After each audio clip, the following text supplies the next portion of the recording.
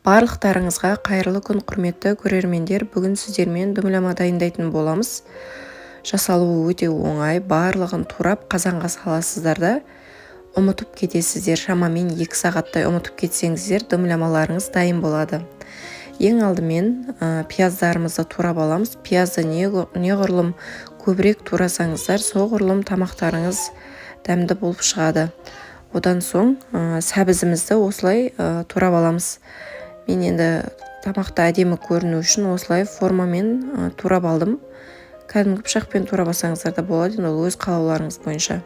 Одан соң картоптарды осылай үлкендеу етіп турағандарыңыз дұрыс. Бұқтырғаннан кейін қатты езіліп кетуі мүмкін. Чесноктарымызды да осылай турап аламыз. Шамамен мен 3 бас чеснок алдым, орташа бас. Одан соң осылай тұздалмаған құйрықтарды алып, артық жерлерін алып тастап, барлығын турап аламыз.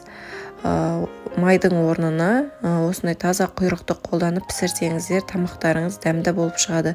Егер құйрық май жоқ болса, кәдімгі майды қолдансаңыздар да болады.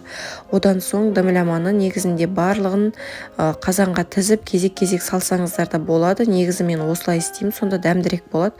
Етті, пияз, картоп, сәбіз, чеснок барлығын салып, лабыр жапырағын саламын.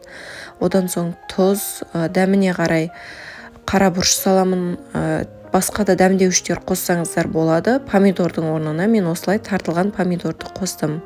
Барлығын жақсылап араластырып аламыз да. Үстінен кішкене сұйық май қоссаңыздар болады. Мен өзім сұйық май қоспасаңыздар да болады негізінде, өйткені құйрық майымыз бар ғой. Шамалы осылай сұйық май қосып, барлығын жақсылап араластырып алдым.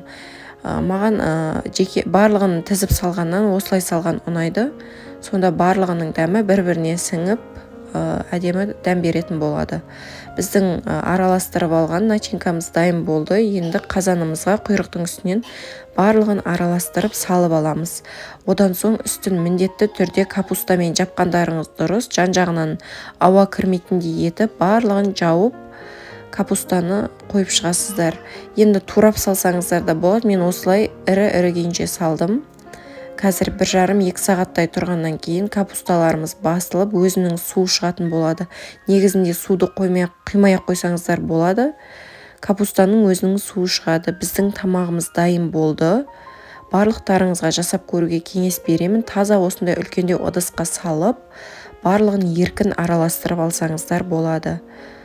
Астарыңыз дәмді болсын. Барлықтарыңызға жасап көруге кеңес беремін. Видео ұнаса лайк басып, каналыма тіркеліп, пікір қалдыруды ұмытпаңыздар.